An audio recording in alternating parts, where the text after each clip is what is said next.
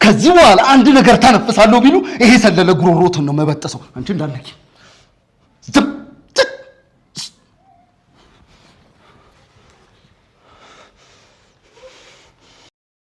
ሰላም እንዴት ናችሁ? የኖላዊት ዩቲዩብ ቻናል ቤተሰቦቼ ሰላማችሁ በዚህ ይበልልኝ። እንኳን ደህና መጣችሁ። ለዚህ ቻናል አዲስ ከሆናችሁ ሰብስክራይብ፣ ላይክ በማድረግ ቤተሰብ እንሆን። ነባር ቤተሰቦቼ እያበረታታችሁኝ ሀሳብ አስተያየታችሁን እየሰጣችሁኝ ስለሆነ በጣም እያመሰገንኩኝ ላይክ እያረጋችሁ ሁላችሁም ጀምሩ። በቅንነት ደግሞ ሼር ብታደርጉልኝ እጅግ በጣም ደስ ይለኛል። እኛ አይከፋኝም ካላስቸገርኳችሁ ማለት ነው። እና እንዴት ናችሁ? በያላችሁበት ሰላማችሁ ይብዛ። በዛሬው ድራማችን የወዲት ጉዲት የተሰኘው ተከታታይ ድራማ በክፍል 40 ይሆናል ማለት ነው። ከዚህ ቀደም እንግዲህ ወንድዬ በጣም በሚስቱ ጨክኖባት ነበረ። የዛሬው ደግሞ እጅግ በጣም ላቅ ያለ ነው። ድራማችን ሲጀማመር እንግዲህ ወንድዬ የወዲትን ጉዲትን እጅና እግሯን በማሰር እንግዲህ እዚህ ቀደም ዓለምን ስታደርጋት የነበረው ህመምና ስቃይ ልትረጅ ሊገባሽ ይገባል፣ አንቺን መሽቆቅ የተረገምሽ ዘረቢስ በማለት እጅና እግሯን ያስራታል ማለት ነው። በሚያስርበት ሰዓትም እንግዲህ በጣም እያመማኝ ነው እባክህን እያለች እንግዲህ ስትማጸን እንኳን ምንም አይነት ቃላት እንድታወጣ ፍጹም አልፈቀደላትም ነበረ።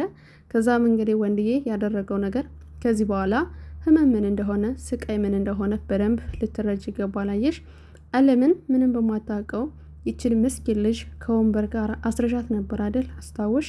ለነገሩ ምን ይገባሻል አንቺ ሰይጣን፣ የሰይጣን ቁራጭ፣ ከክፋትና ከተንኮል ሌላ ስራም የሌለሽ እኔንም አውረሽኝ የነበርሽዋ መሽቆቅ መርዝ በማለት እንግዲህ የተለያዩ ቃላቶችን በመጠቀም ጥፍነግ አድርጎ ያስራታል ማለት ነው። እጅና እግሯን ያስራታል። ብሎም ደግሞ ምንም አይነት ቃላት እንደማታወጣ አፏንም ይለጉማታል ማለት ነው።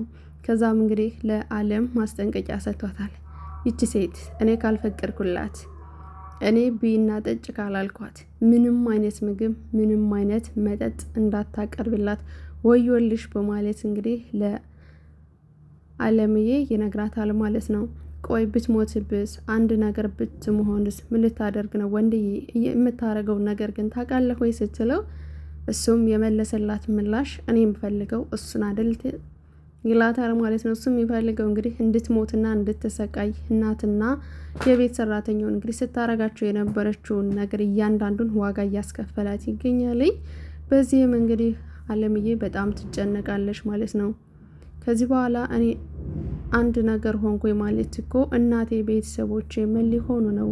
ይሄ ሰውዬ ነፍሰ ገዳይ ሆነ ማለት ደግሞ እኔ ራሱ የት ነበርሽ ተብዬ በህግ እፈልጋለሁ። ስለዚህ ወይኔ በማለት እንግዲህ በጣም ጭንቅላቷ ሌላ ነገሮችን ያስባል ማለት ነው። ከዛም እንግዲህ ከወንድዬ እናት ጋር አብረው በመቀመጥ እማዬ ልጅዎት እኮ የሚያደርገው ነገር አሳጥቶታል። እንደ ዛሬ ደግሞ ሲሆን ጭራሽ አይቼው አላቅም። ከእለት ወደ እለት በጣም ንዴቱ እየባሰበት ነው። የነደደ ሰው ደግሞ ምን እንደሚያደርግ አላቅም። አንቺ የምትታሰሪው ለልጅ ስትይ ነው፣ እኔ ግን ለማን ብዬ ነው እስር ቤት የምገባው ብላ ጥያቄ ታቀርብላታለች።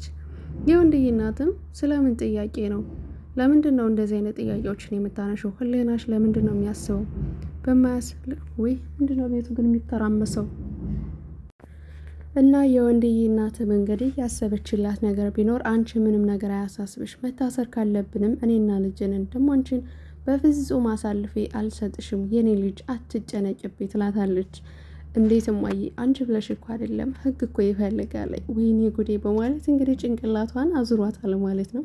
እውነት ለመናገር እሷም ትክክል ናት። ያሰበችው ነገር አንድ ወንጀል ሲፈጸም በአካባቢ ያለ ሰው ሁሉ ነው እንደ ወንጀለኛ የሚቆጠረው። ምክንያቱም ለምን ጥቆማ አስቀድማችሁ አልሰጣችሁም? ይህ ነገር ሲካሄድ እያወቃችሁ ዝም አላችሁ ከማለት ከዋናው ከአጥፊው ይልቅ ተመልካች ነው የበለጠ እንዲሁም ምንም በማይመለከተው ምንም በማያገበው እድሜ ልኩን እንግዲህ ሲቀጣ የሚኖረው ማለት ነውና አንዳንድ ጊዜ ዓለምን መፍራቷም እንደ ሰራተኝነቷ እንደ ታዛዥነቷም እንግዲህ እያየች ያለችው ነገር ህግ ሲተላለፍ መናገር ያለባትን ነገር በሰዓቱ ባለመናገሯ እሷም የእድሜ ልክ ጸጸት ነው የምታገኘው። መታሰርም የለባትም። ምክንያቱም እሷ ለእንጀራ ብላ ቤተሰብ ለማሳደግ እንዲሁም ደግሞ እናት አባቷን ለመጦር የገባች ሴት በዚህ ልክ መጨነቅ አለባት ወይ የሚለው ተገቢ እንዳልሆነው የምረዳን። እሷም ቢያደርገኝ ኑሮ ቤቱን ለቅቄ ወጥቼ የራሴን ህይወት ሰላማዊ ያለ ህይወት እኖራለሁ እንጂ ከዚህ ውቅንጡ ከወጣበት ቤት ውቅንቅጡ ይባላል አይደል? እና እንደዚህ አይነት ህይወት እኔ እኖራለሁ ብዬም አላደርገውም ማለት ነው።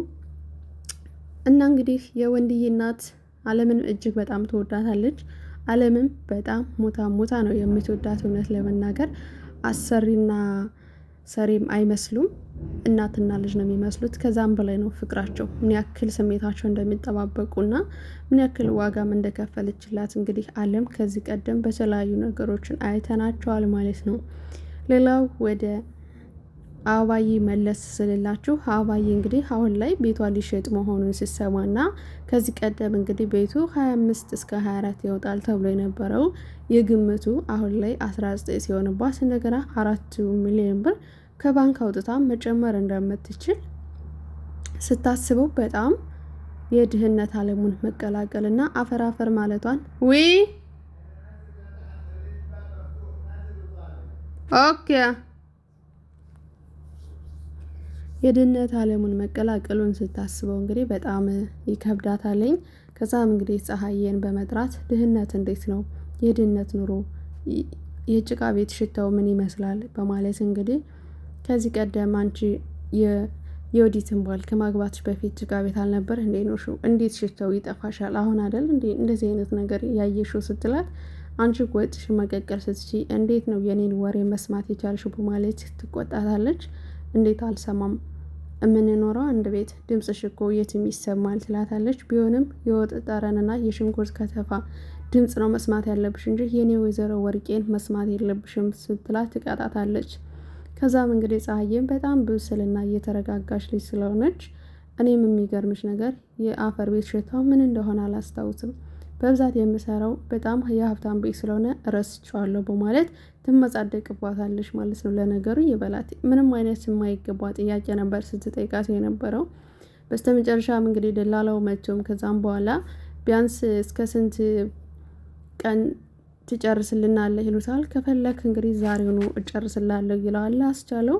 እማማም እንግዲህ ወርቄ ትላለች በድጋሚ አይሸጥም፣ ሌላ መፍትሄ ሊፈልግ ይችላለሁ፣ በፍጹም እጄን አልሰጥም፣ ቤቴን አልሸጥም እሞታታለሁ እንጂ ይሄ ከሞት የማይተናነስ ነገር ነው። እኔ ወርቄ ዝቅ ብዬ ልታይ ነው እንዴ? እንደዚህ ያማሩ ገላዎቼ እንዴት ነው ወደታች ወርደው የሚለምዱልኝ በማለት ያ ችጋራም ቤቴ ሊያሸጠኝ ነው አይደለ? ብሩ እንዳለ ለቃቅሞ ሊወስድብኝ ነው አይደል? በማለት በምትጮህበት ሰዓት እንግዲህ የአስቻለው ስልክ ይጠራና ወደ ውጭ አንዴ በማለት ከይቅርታ ጋር ብሎ ከወጣ በኋላ ስማኝ አንተ ደላላ፣ ለምንድን ነው ግን ደላላ የሆንከው? አንተ አመዳም ትለዋለች።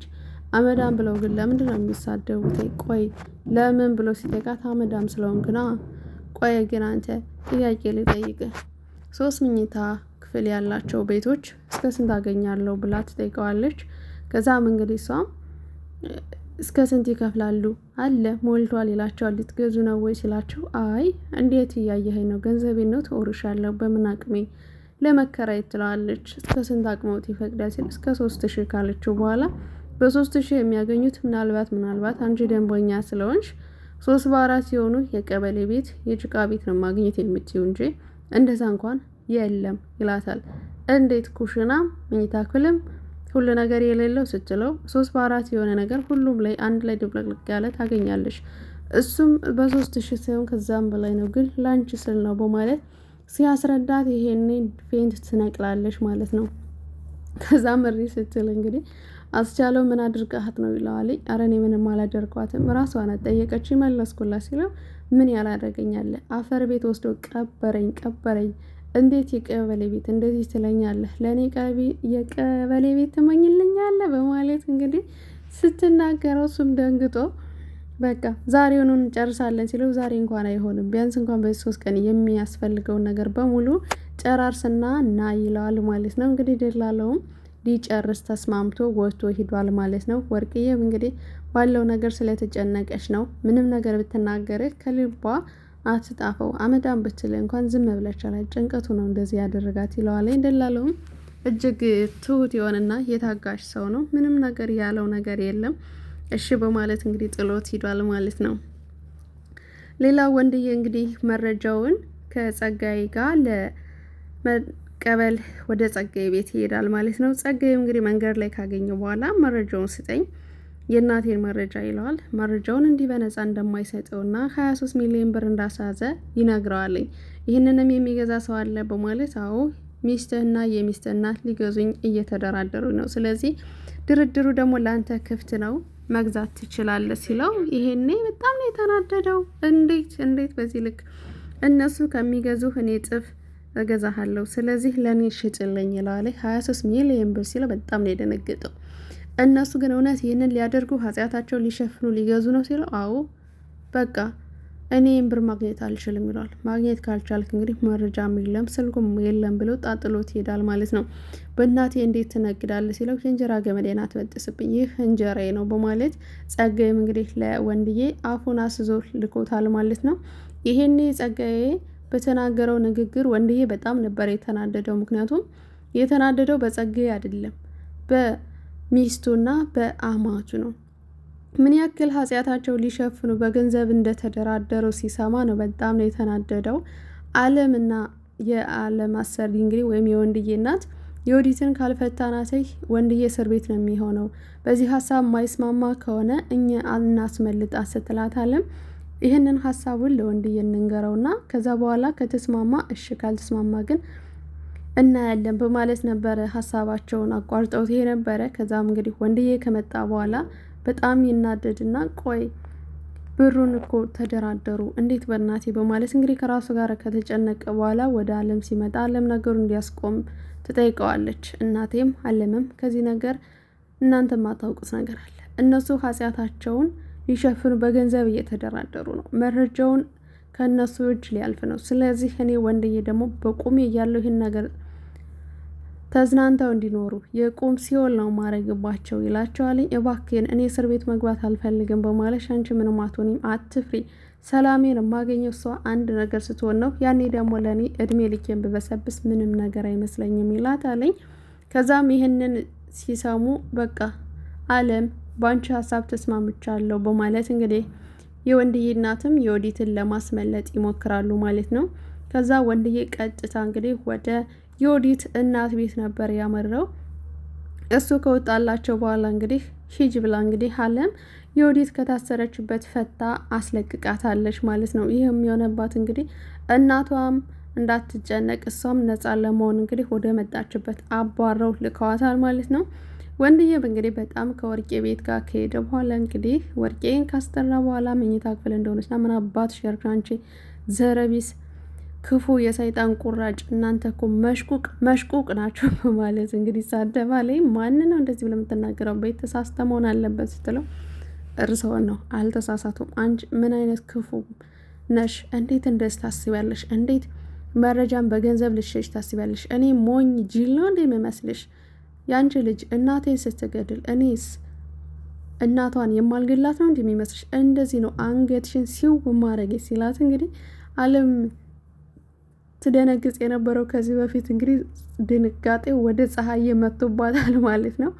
ፀሐዬም እንግዲህ ልትነከስ ከያንቺ ብሎ እንዴት እንዳነዘረው ወይኔ ሲናደድ ወንድ ልጅ እኮ ያለማየት ነው እውነት ለመናገርና ምንጭቅ አርጎ ገላምጦ ነበር ያያተኝ አለ። እንግዲህ ፀሐዬም በጣም ደንግጣ ምንም ቃላት ማውጣት እንኳን አልቻለችም። ከዛም እንግዲህ ሀዋዬ ያላት አማራጭ መጮህና ኡኡ ነበር ማለት አንድ ድምጽ እንዳታወጭ ሲኦል ነው ማረግብሽ። ምናልባት አንቺ መረጃው ልትገዡ ልትደራደሩ ትችያለሽ፣ እኔ ግን ደግሞ መቼም አልተውሽም፣ ህይወትሽን በሙሉ ዘመንሽን በሙሉ ሲኦል ነው ማረግብሽ፣ አንቺንም ልጅሽንም መቼም ቢሆን አለቃችሁ፣ ሙተሽ ራሱ አልተውሽም ሲላት ሞቼም የታገኘኛለ ነበር ስትለኝ ነበረው። ከዛም እንግዲህ ይሄ ነገር ካንተ የተደበቀ ምንም ነገር የለም፣ እኔ ቤቴንም አልሸጥም፣ መረጃም እኮ ልገዛ አልተደራደርኩም ትላለች። አንቺ ውሸታም ነሽ፣ አየሽ አሰሪሽም ውሸታም ናችሁ በማለት እንግዲህ አንቆ ጉሮሯን ይዞ ሲያፋጥጣት ነበረ። ይህን ይመስላል ድራማው። በቀጣይ ደግሞ ምን ይፈጠራል የሚለውን አብረን እናያለን። ስትከታተሉና ስታዳምጡ ለነበራችሁ ውድ የኖላዊ ዩቲዩብ ቻናል ቤተሰቦች እያመሰገንኩኝ ላይክ ማድረጋችሁን እንዳትረሱ። በቀጣይ ቪዲዮ እስክንገናኝ ድረስ ቸር ቆዩልኝ።